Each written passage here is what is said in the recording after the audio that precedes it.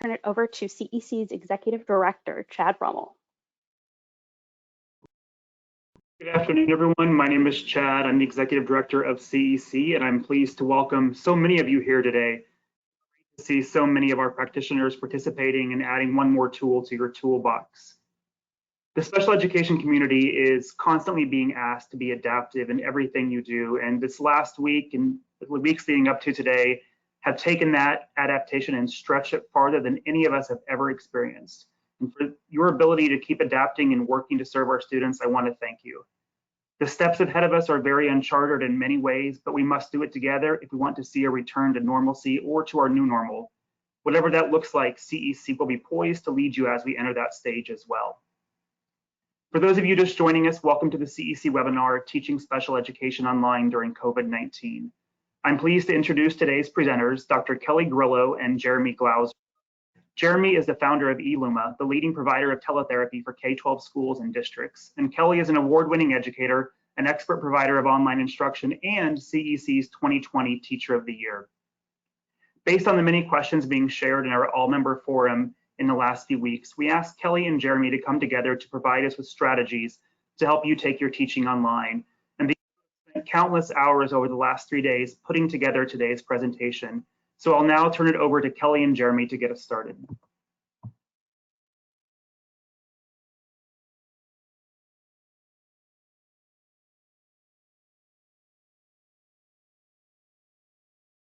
Hello, everyone. We're happy to be here. So we're going to start off with just a little overview of teaching online during COVID. Jeremy is going to take us through the first two portions of our slide deck today. All of the materials that we talk about will be provided to you before the end of the webinar, and we'll continue to push these things out through our networks. We truly appreciate everybody's collaboration. We also appreciate all the teachers that took countless time contributing today's material. We have done a lot via distance tools. At this time, some of these tools have been slightly imperfect because of the mad demand that we're putting on some of these systems. So as we learn together, we ask for everybody to please be patient and know that you all are feeling the same stress that we have felt over the last 3 days. And so the biggest message is that A, you're not alone, and we're in this together.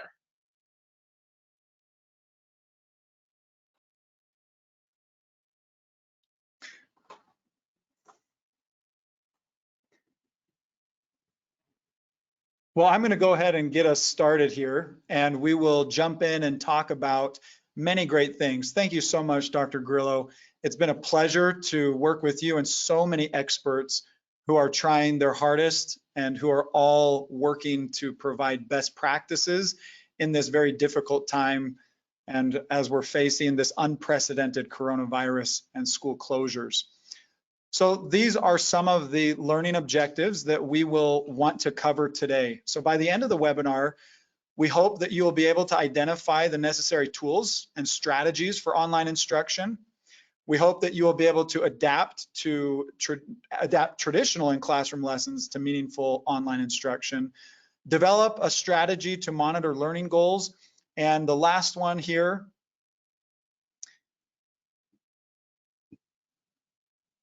create a process to effectively manage online instruction. So as Dr. Grillo said, I'll be going through those first two parts. Let's jump to part one. Let's get ready. You know, schools are clamoring for solutions, and we're all striving to figure out how to move our students online over the past week. And we have evaluated every angle from services to tech support to every different strategy that we can come up with to do online instruction. Many schools have mitigation plans to help them go online. Our position is that the last thing admins and their teachers need right now is to sign a contract, retool 100%, and implement a whole new technology stack district-wide. We believe educators need to focus on what they're familiar with and get up and running with what they have during these short-term closures. Be patient with yourself. Everyone's in the same boat. So let's go ahead and jump into these different pieces of getting set up. The first thing that we want to talk about is technology. There are some key resources that you'll need to have to ensure great success. The first is a working laptop and a webcam. If you have an iPad or a tablet, do as best you can with what you have. A headset is really good. It helps with high quality audio and communication when you're working online through a video conferencing platform. And then you'll want to make sure you've got a high-speed internet connection. Now, be patient with yourself. This might take some getting used to and adapting to, but these are the key resources that you will need when you're getting set up with technology for the first time. The other piece that you'll need is access to a HIPAA-compliant video conferencing software. Zoom is an incredibly dependable solution and is offering a free basic account for K-12 educators. This is amazing. So in our resources on the follow-up, you'll want to go fill out the form and then get free access to that. So we'll make sure you've got the link and the information to do so. The next thing that you want to take account for here is your workspace. Now, your workspace is going to look different for everyone. When we're going home and we've got our spouse or our partner working from home, we might be trying to figure out creative spaces to work. You might have your kids with you. You might be like my wife and myself and our 3 kids, where they're working from home. Do your best. Try and find a quiet space if possible. Lighting is best when it's coming from a window or a natural source towards your face. And make sure to try and eliminate unnecessary distractions behind you. If you have an appropriately sized desk and chair, you'll really be thankful because you'll probably be sitting more than you're used to. And you'll want to make sure that you're comfortable that way. And for many educators working online, you'll want to make sure that if you have a second computer monitor to plug into your laptop or your computer, it makes it easy to have multiple things up at once, as well as a keyboard and a mouse. Those things make navigating and collaborating easier and is better on your body. Now, the last thing I really want to focus on with the setup is your own self-care, right? Let's be good to ourselves. We're all going through this for the first time. Well, many of you are, and others at home these kids are going through it for the first time. So dress professionally. Make sure you create a schedule so that you can stick to something that gives you dependability and routine. And we'll talk more about that in a minute. It is cold when you're sitting down a lot. Your blood might not flow as well as if you're up and moving in a physical building. So blanket or warm socks are definitely a plus.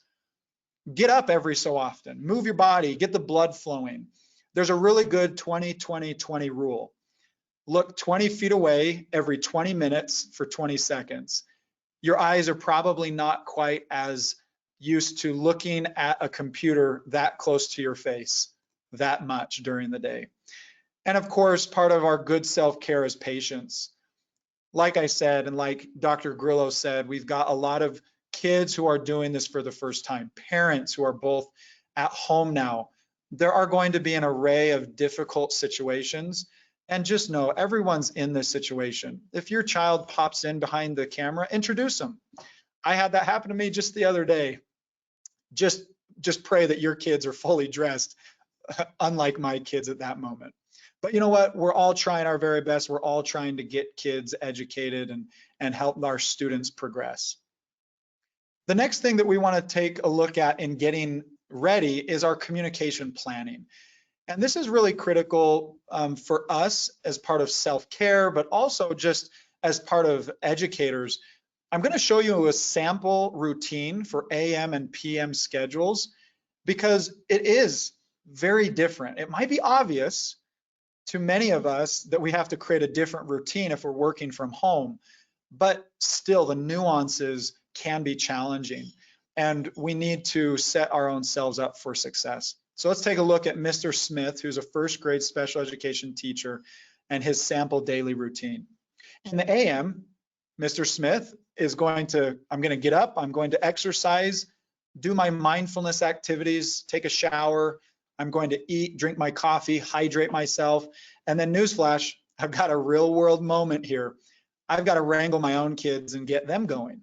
And that's okay. Review of schedule, announcements, and objectives for the day. And then get that out to our families. You'll probably get into a cadence where you make phone calls to families, where you'll have video calls, where you'll exchange emails and even message through your favorite app like Edmodo or Class Dojo, or maybe many of you use Remind. And getting into this rhythm of checking in each day might be realistic if you have a smaller caseload, but if you have a larger caseload, be realistic with yourself. It might be every few days or at least weekly. And then make personal connections.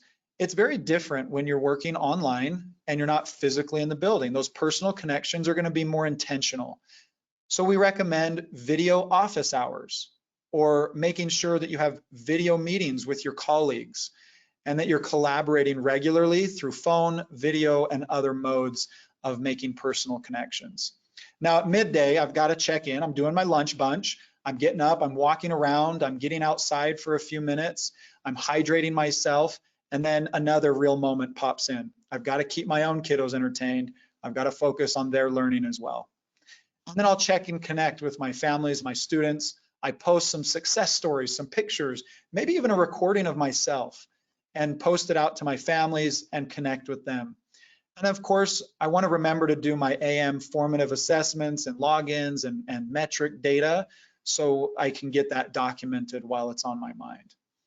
One of the things that we often don't realize when we go online is that documentation, even though it's critical when we educate in person, it becomes more critical when we're working remote, so that we can go back and remind ourselves about these interactions and keep track of student progress. So in the PM, I'm going to look at and write out my parent notes on the message board. And then another real world moment. Now, if you're like me, I love my kids dearly, but we're going to be working at home and we might not be used to that. And our kids, as much as we love them, we might need to lock them in their room sometime. Now, I'm just joking. Please don't really do that, but you get my point. Focus on homework and study, skills planner checks, message your colleagues, and collaborate on video or Zoom calls. Now, it might sound silly, but have a coffee talk over video on Zoom, or do a check-in, collaborate.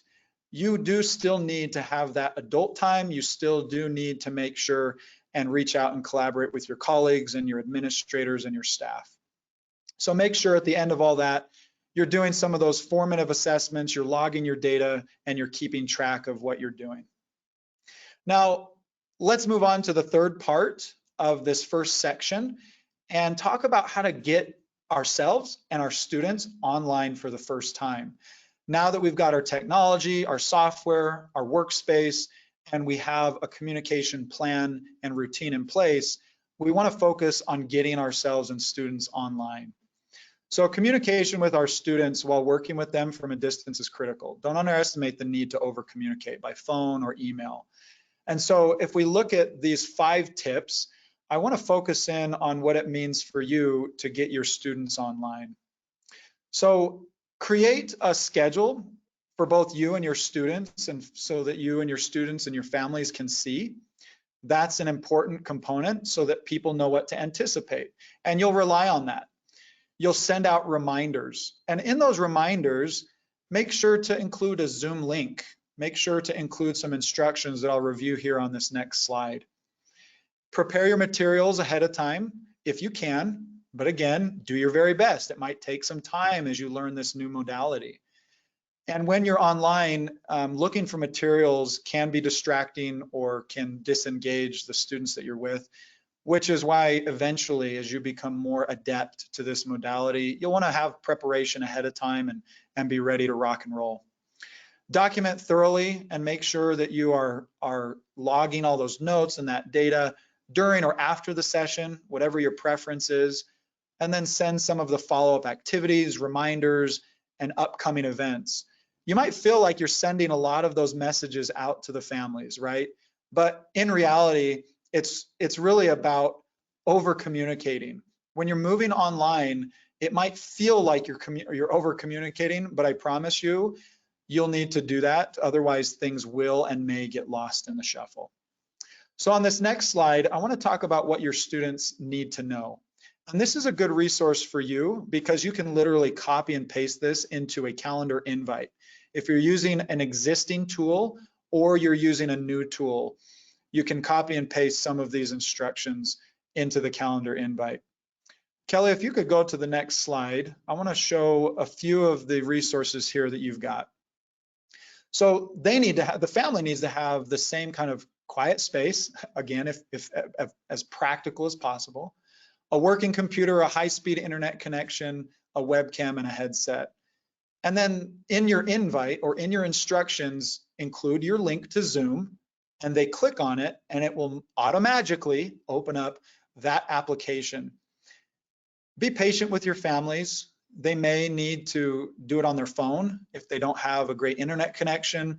We have families of all different socioeconomic statuses, rural versus urban, access to technology and not. I have seen a lot of schools who are checking out Chromebooks and are offering other creative solutions like that. But at the end of the day, what we're trying to do is provide the best services that we can to these kids and help their education continue without regression. And so that last piece, you might need to understand how to allow their microphone or help them allow their microphone and audio and camera in Zoom for the first time. So these are a few really technical tips that you can copy and paste. You're welcome to reuse and repurpose yourself. Now, I want to move on to the second part of this webinar. And after the second part, I'll hand it off to our friend, Dr. Kelly Grillo. And there are some really good teaching strategies that you can apply to online instruction. I will go through 8 really solid teaching strategies that you can adapt for online delivery. So let's get set.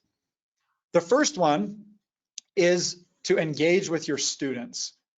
Engaging students online is different from engaging your students with your physical presence in a classroom.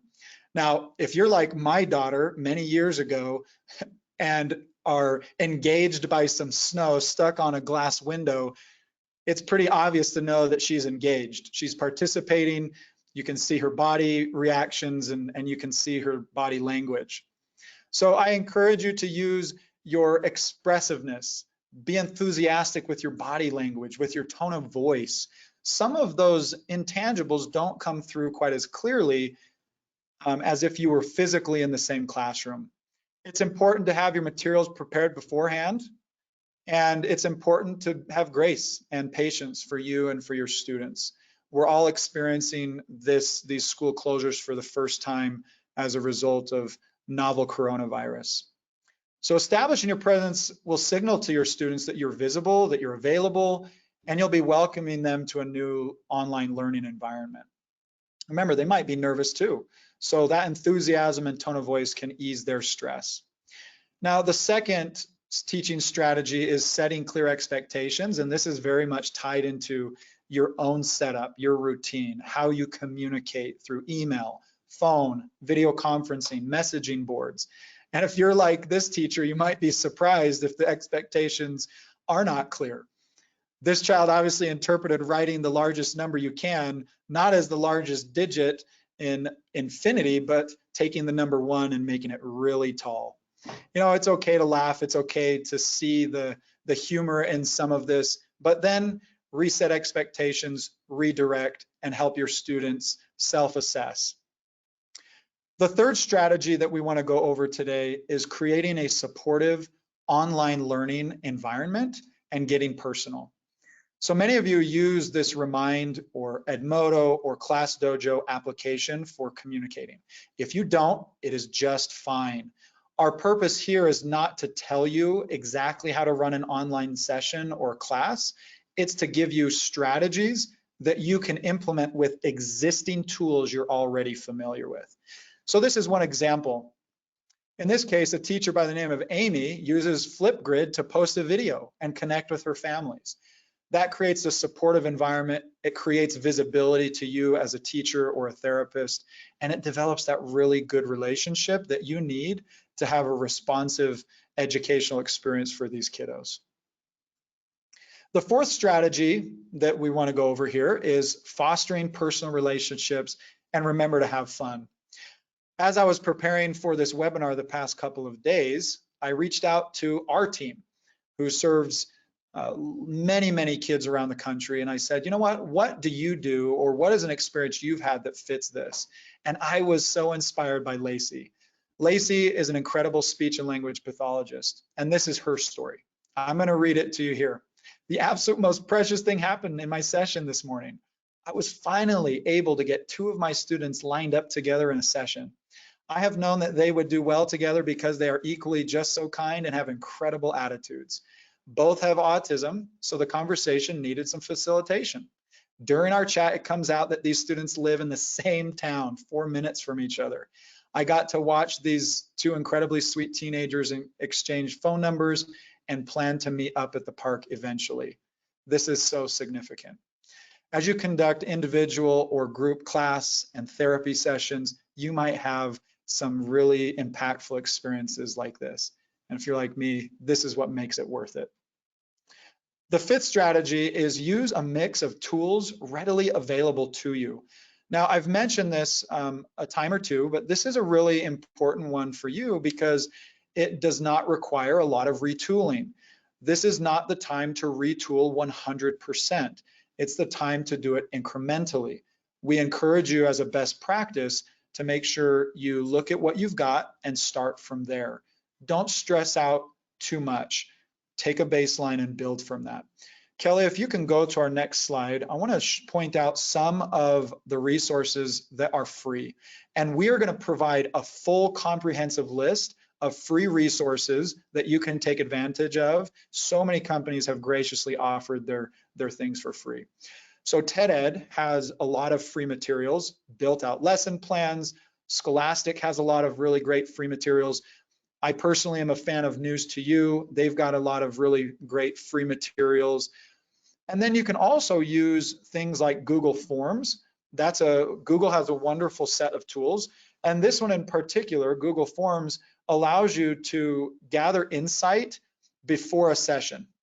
So Kelly, if you can switch us to that next slide, I'll give you an example of a teacher who is using Google Forms to do check-ins. So in the morning or afternoon, Miss Venturino will go ahead and send this form to the students who will fill out the survey, and it gives Miss Venturino some great insight into that student. This can also be used as a way for student feedback, self-grading, self-assessing.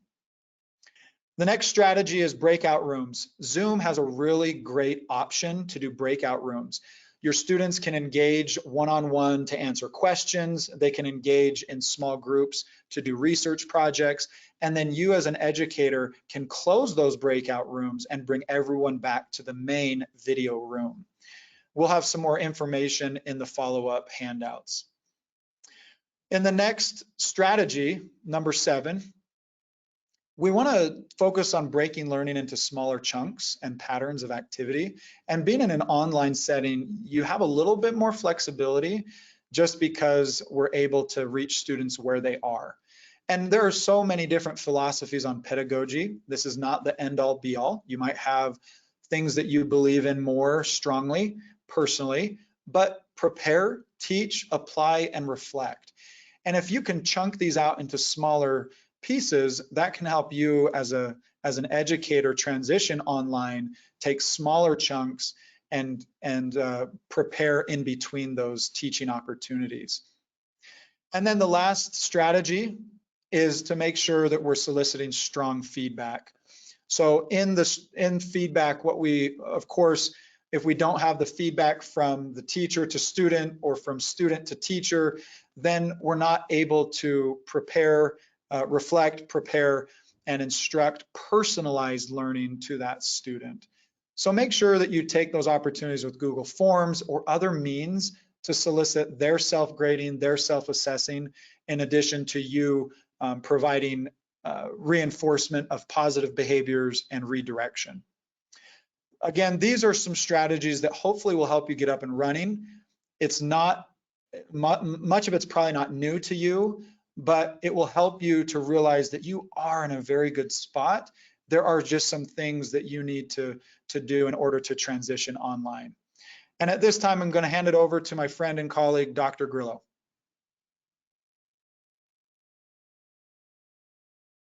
Thank you, Jeremy. So part 3 of this webinar is going to take a look at when we actually go. We're going to go get started with getting ourselves online, and we're going to take a look at some very useful and practical examples. When we were preparing for the webinar, the 6,000 plus folks that signed up shared that they wanted out of the box and tried and true solutions that would bring them a lot of success without a whole lot of stress and, quite frankly, a lot of tears. So we're going to take a look at what tools might exist that model best practices so that A, we're not spending a lot of our time fumbling through the tools, and we're really spending the most or the majority of our time making those deep connections that Jeremy shared so that we can truly support our students. So this is what the cycle of online high impact instruction looks like. So if you think of any quality lesson plan, we've always started with like that backwards design, writing the learning outcomes, and also making sure that those learning outcomes are aligning to the things in which we're looking to assess. So when we do that, we then can pick a selection of opportunities for our students to have experiences, whether these things are low tech or high tech, or a selection of things that they get to choose because they know they're learning best. But then we sequence those opportunities in a way that's meaningful, and we write very clear instructions. And so when I say very clear, we want to make sure that we're looking over those instructions and they are clear and direct sentences, that they do not go on and on and on and on.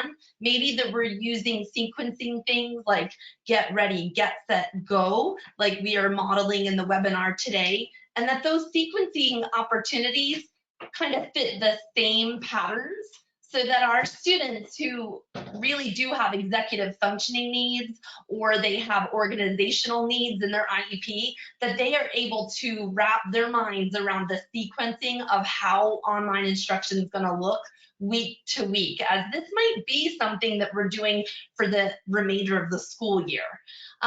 At the very end of this, when we write those clear instructions, we want to think about those students that might have print needs or print disabilities. So a lot of our online tools have the ability for us to do a voiceover where we can record our own voices going over step by step those same instructions.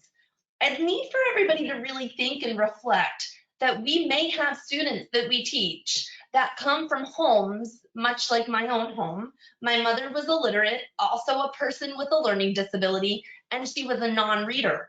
So if we make the assumption that we have to use tools to help support our students because they might also be at home with parents who may not be accessing print, we will do a better job overall supporting our students. And there's tools that help us to do that pretty easily. This is just a quick glance of a real lesson plan because we want you guys to think of what are you already doing. So this lesson plan, and I provide this link in our resources, this lesson plan starts with my standards and what I need the kids to know, and I always target on spiraling standards.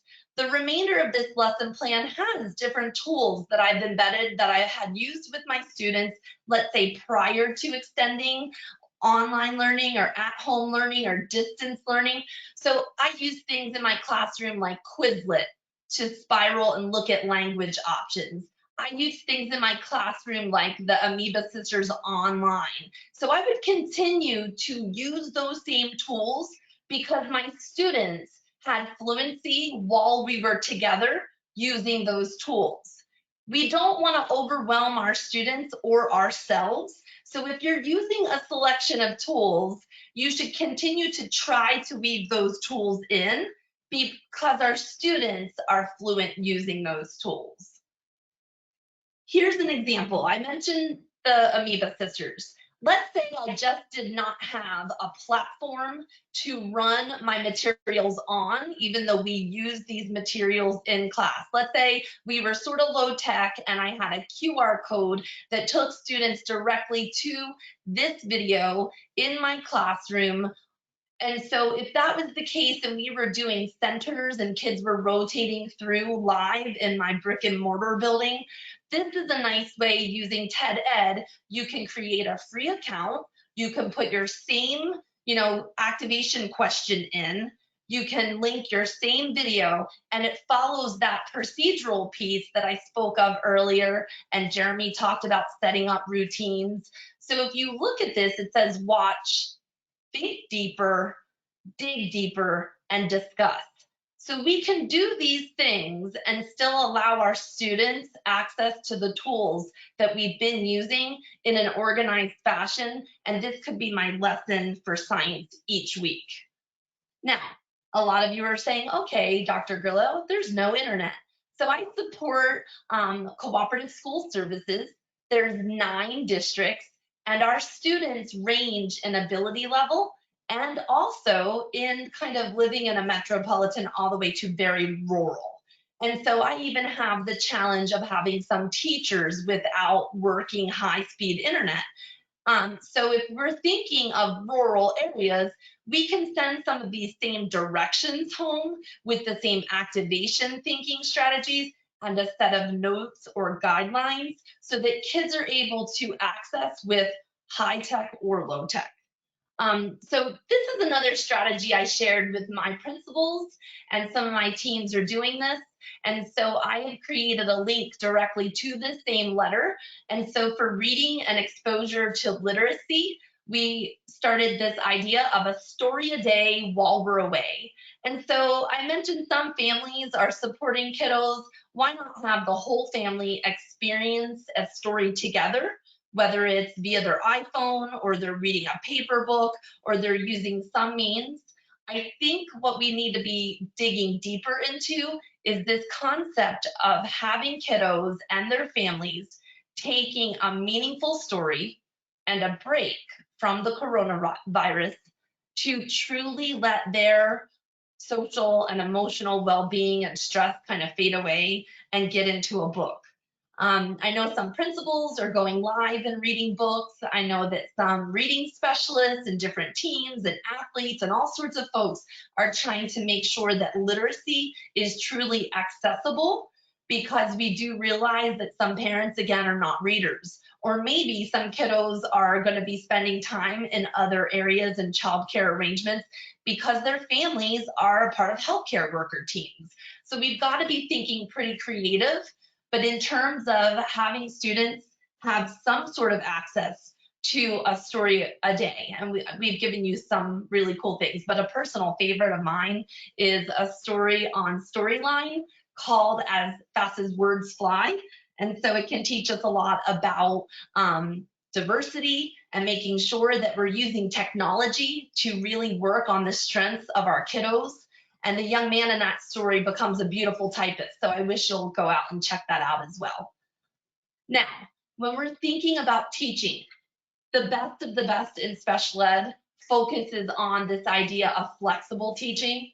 We, in our work, know this is universal design for learning. And so no two students are alike.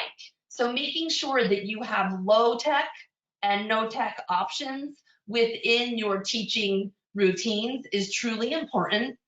Offer choices, because we know that a lot of students have 100% extended time.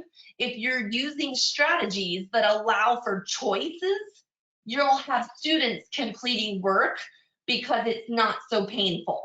So if we can give students choices, that's going to actually lead to work productivity, and we're going to be able to get them to accomplish things with less tears.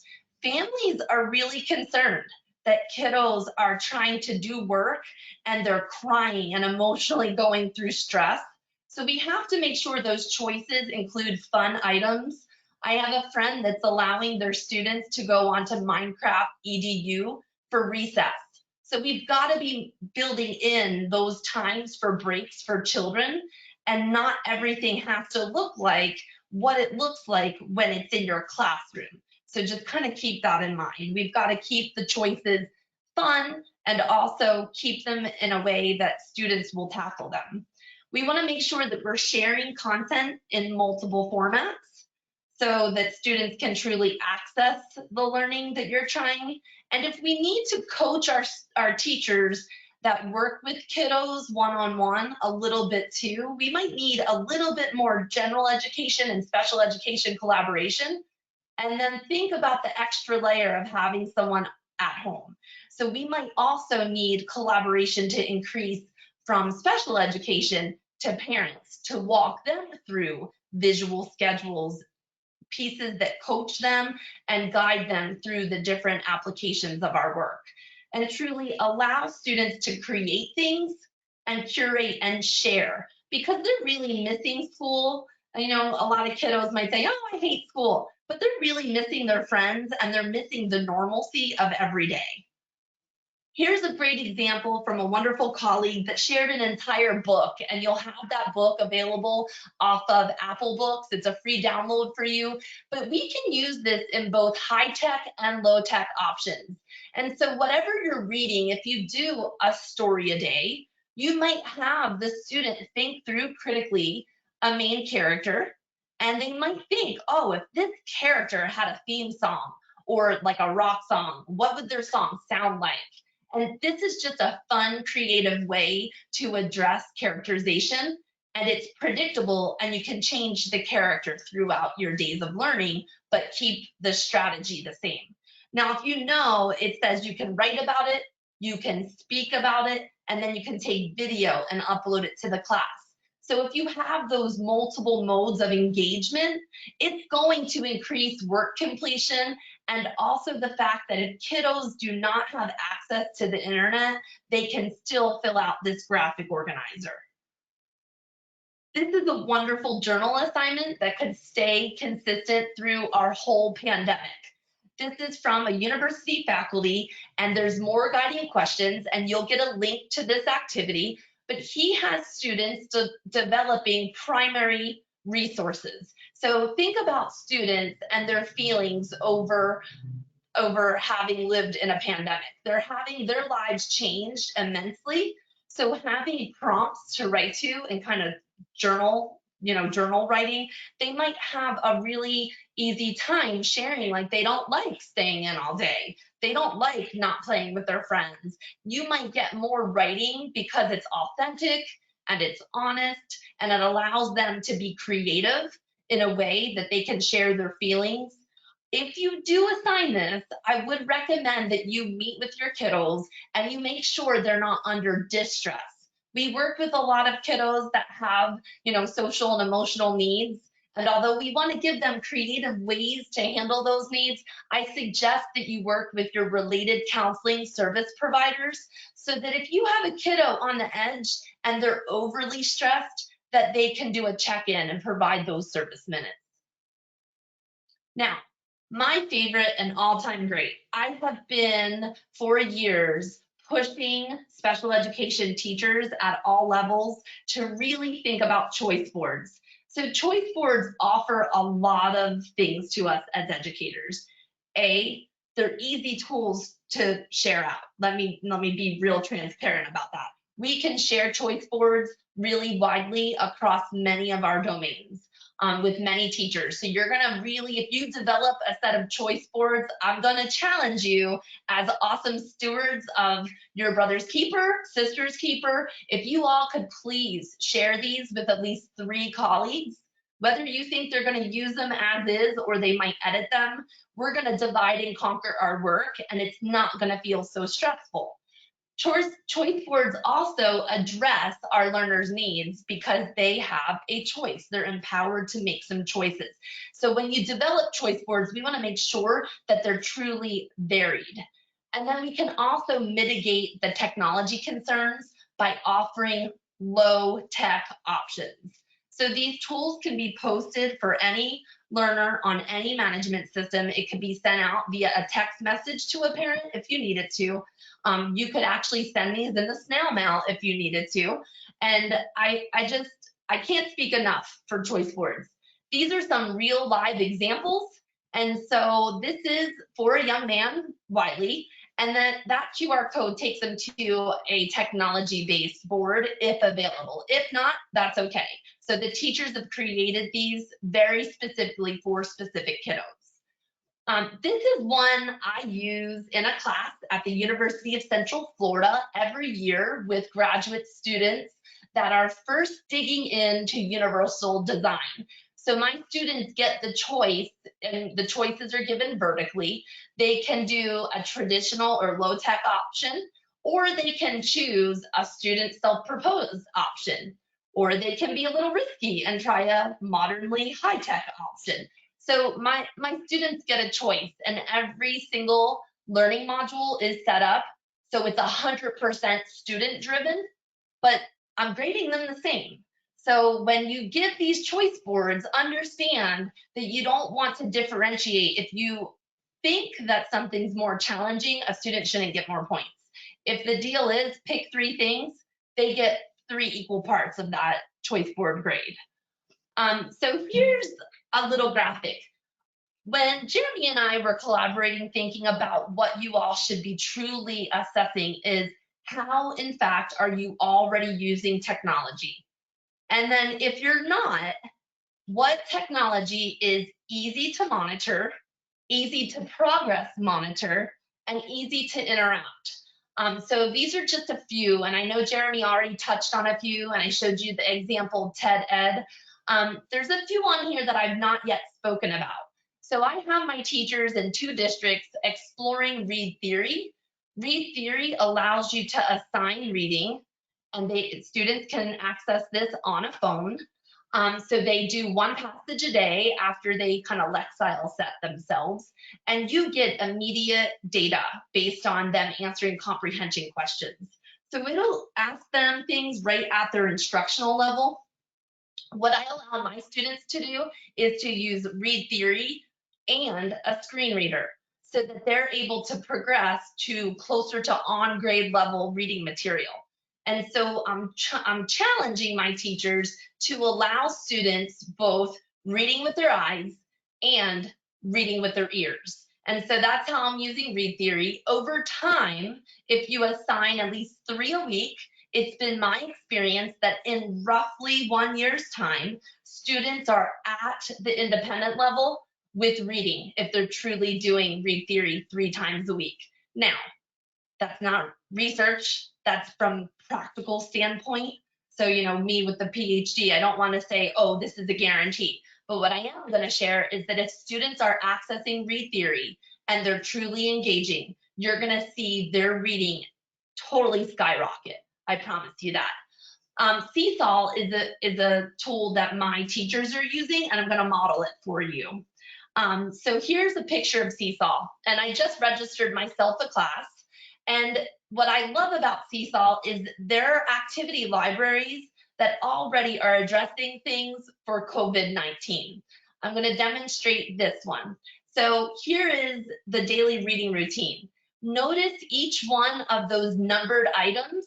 So when we talked about best practice, you'll have clear instructions that are numbered. These numbers have also a label that you're able to see some sort of action. At the bottom of this, it also has an ability to play back for students. And this is free for anybody to use. And you can borrow this lesson for creating your daily reading routine. If there's something you want to edit on it, once you say pull it into your class, you can go ahead and edit these things. Teachers are using this. It's very interactive.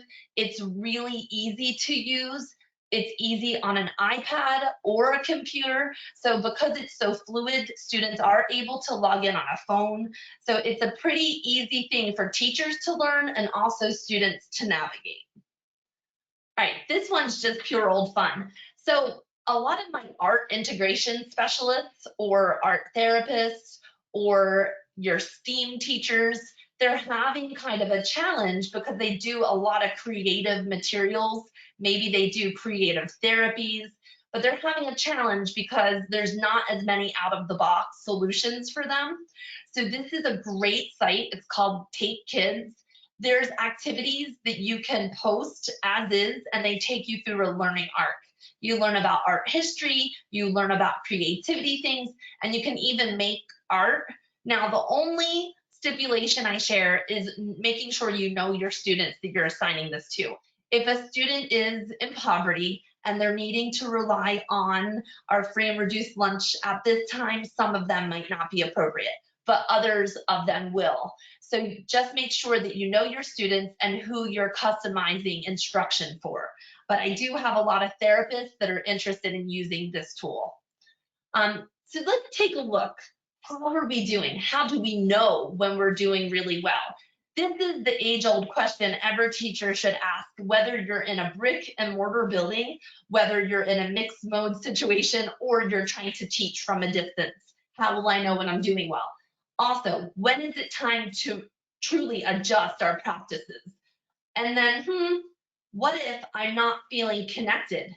So we know that a part of student success, the number one thing that predicts that is the teacher. We know that relationships matter.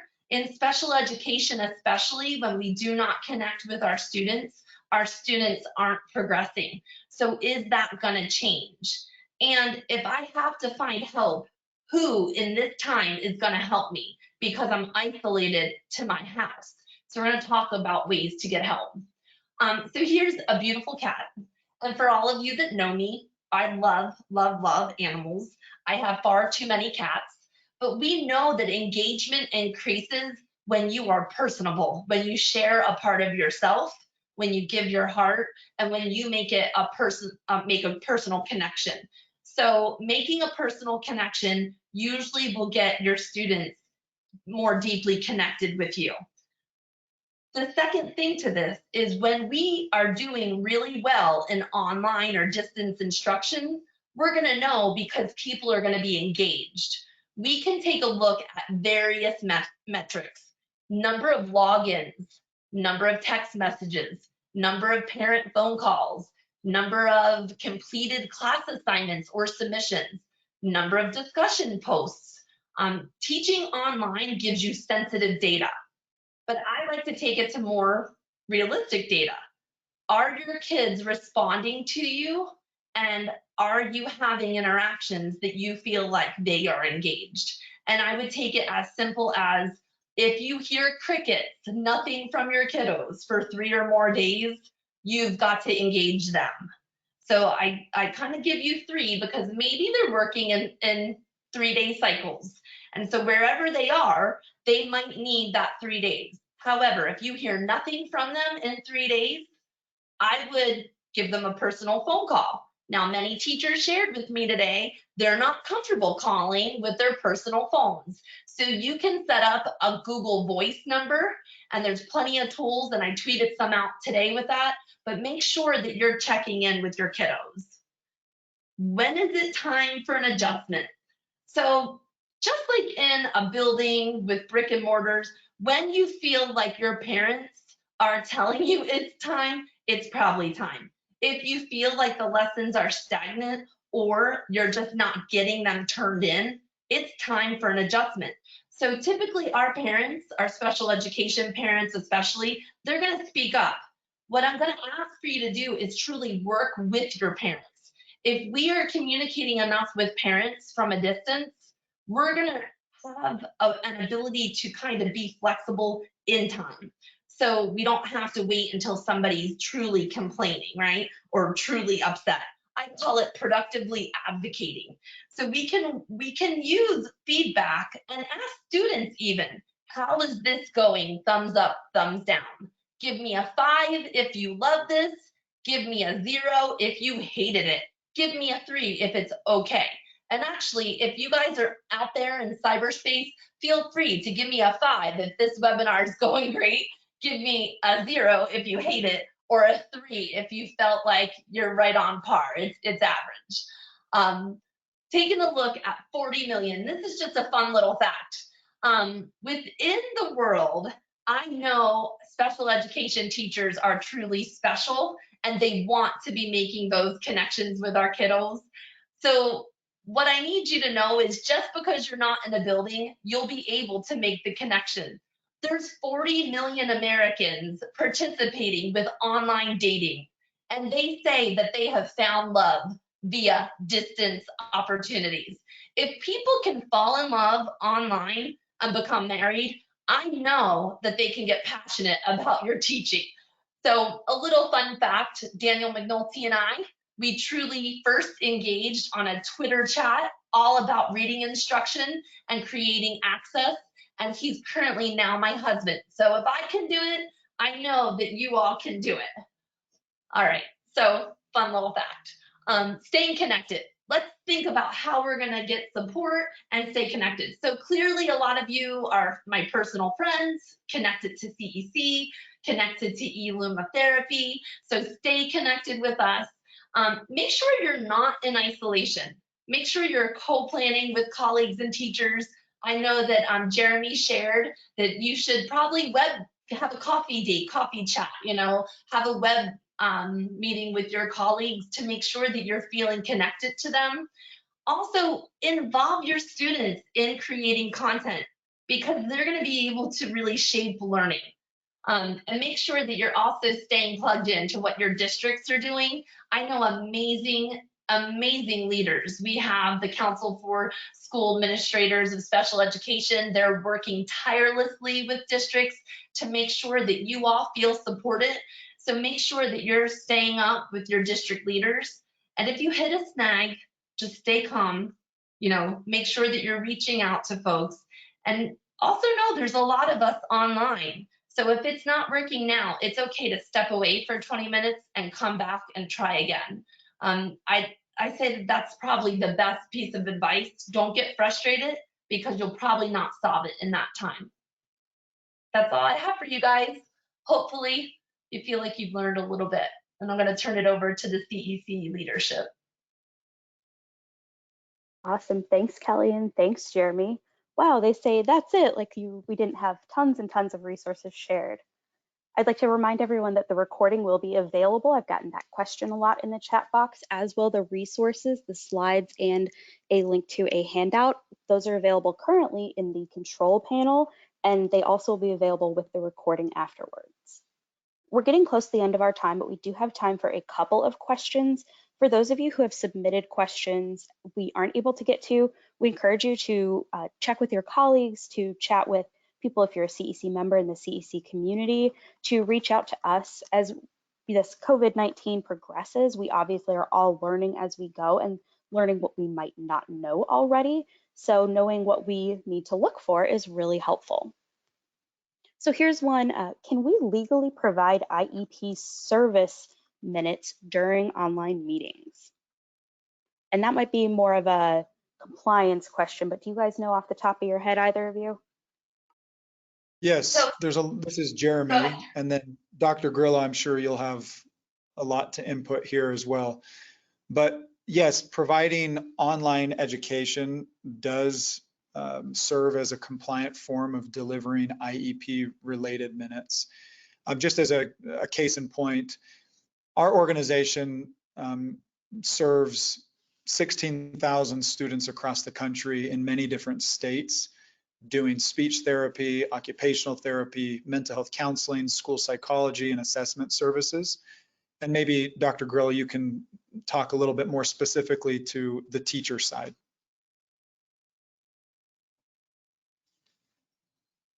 Sorry, I'm having a little delay. Yeah, so within our service plans, we're sharing with teachers to make sure, like the resource that Jeremy shared with the Google Forms, that you're tracking your minutes.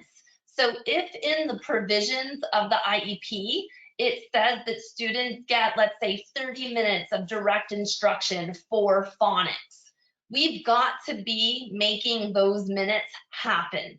So if school is AKA in session via e-learning, we've got to be tracking those. So whether it's we are sharing materials that parents help to facilitate, or we're physically getting on the phone and singing songs and doing things that would facilitate those phonics supports, if it says it in the IEP, we have to deliver it.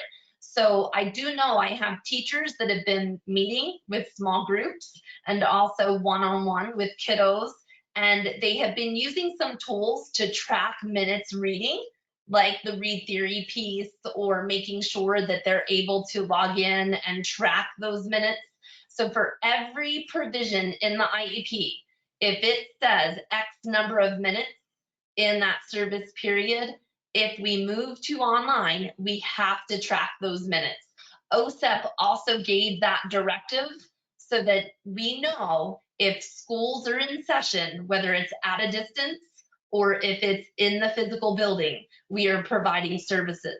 Those services might look a little different, but they have to be customized, specially designed instruction, and we have to be providing those instructional minutes.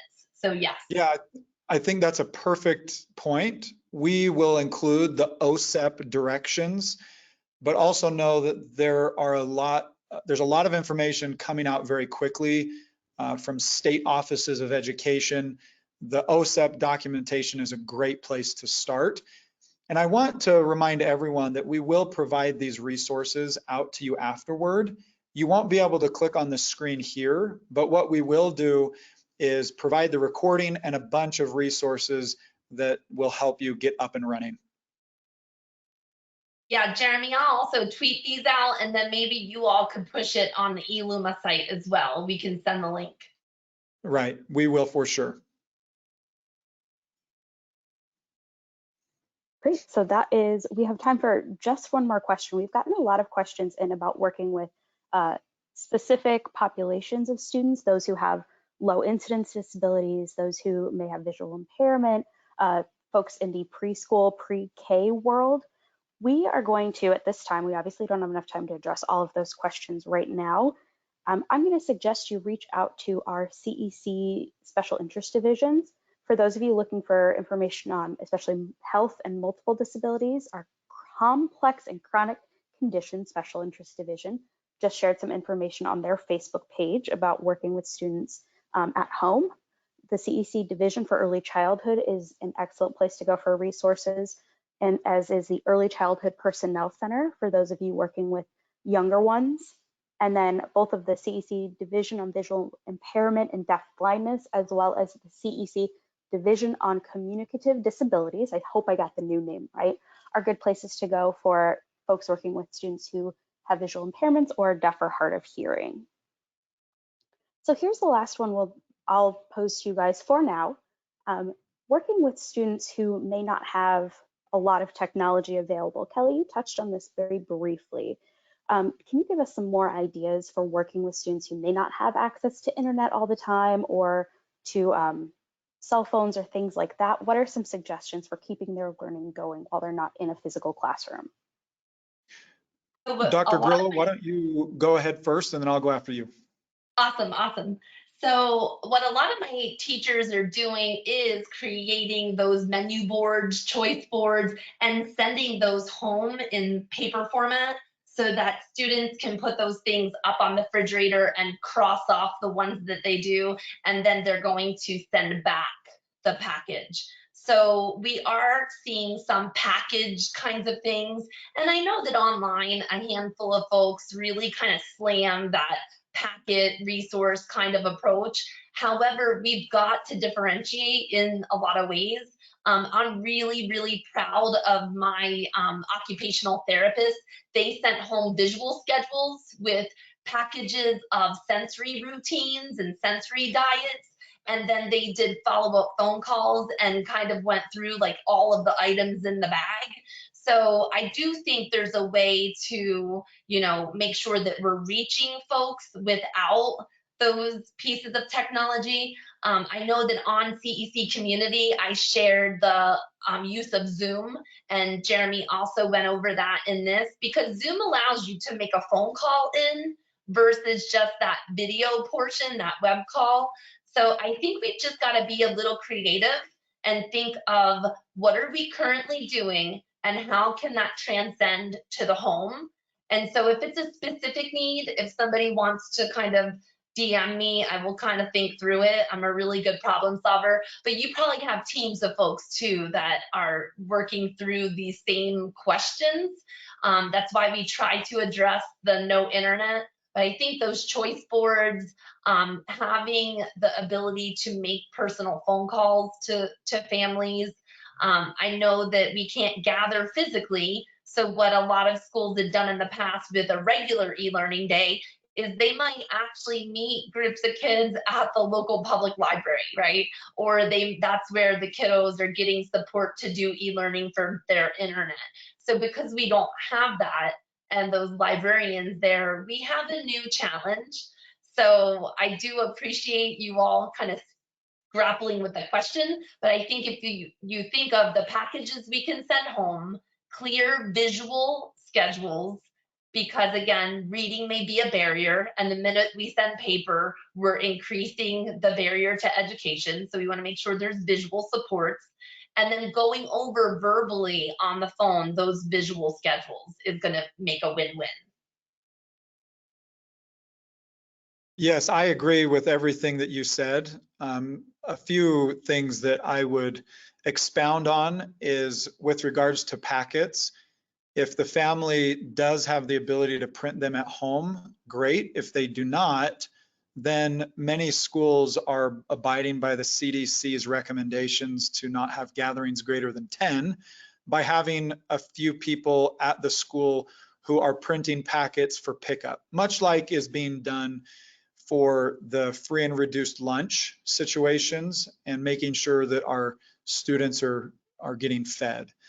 So having those packets printed and for pickup at the school is also an option. One thing for sure is that we do have to be creative, and I echo what Dr. Grillo has said there, because it is a tough situation that we're in and it takes all kinds.